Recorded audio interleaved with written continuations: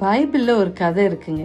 யாக்கோபுன்னு ஒரு நபர். அவர் என்ன பண்றாருன்னா, தன்னுடைய சகோதரனை ஏமாத்துறாரு. சகோதரனை மட்டும் இல்லைங்க, அவங்க அப்பாவையும் ஏமாத்தி ஆசீர்வாதத்தை பெற்றுக்கொள்றாரு.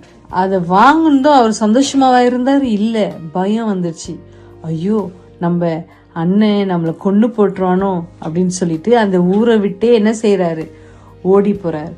ஓடி ஓடி களைப்பாயிடுறாரு. சூரியனும் மறையுது. இரவு நேரம் வந்துருச்சு. சரி, இரவு நேரம்னா எல்லாரும் தூங்க போவோம்ல. அவரும் அதே போல ஒரு கல்லை எடுத்து ஒரு பில்லோ மாதிரி வச்சு படுக்க போயிட்டாரு.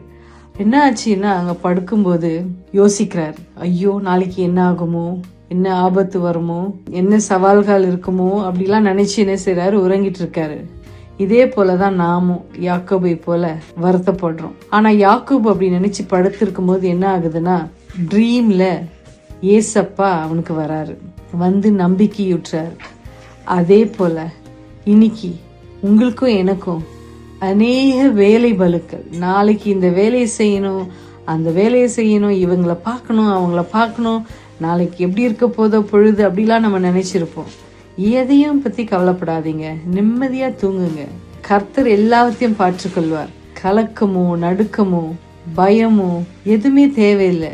உறங்க போகும்போது இதெல்லாம் இல்லாம நிம்மதியா தூங்குங்க. தேவன் நமக்கு ஒரு வாக்குத்தத்தத்தை கொடுக்கிறார். ஏசாயா புத்தகம் 26 அதிகாரம் 3 வசனத்தில், உம்மை உறுதியாய் பற்றி கொண்ட மனதை உடையவன் உண்மையே நம்பி இருக்கிறபடியால் நீர் அவனை பூரண சமாதானத்துடன் காத்துக்கொள்வீர் என்று கூறுவது போல, எப்படிப்பட்ட மனநிலை இல்லை நாம உறங்க சென்றாலும் நம்முடைய தேவன் நம்மை பூரண சமாதானத்தோடு காத்துக்கொள்வார் என்ற நம்பிக்கையோடு உறங்க செல்லுங்க. கர்த்தர் நம்மை ஆசீர்வதிப்பாராக. ஆமேன்.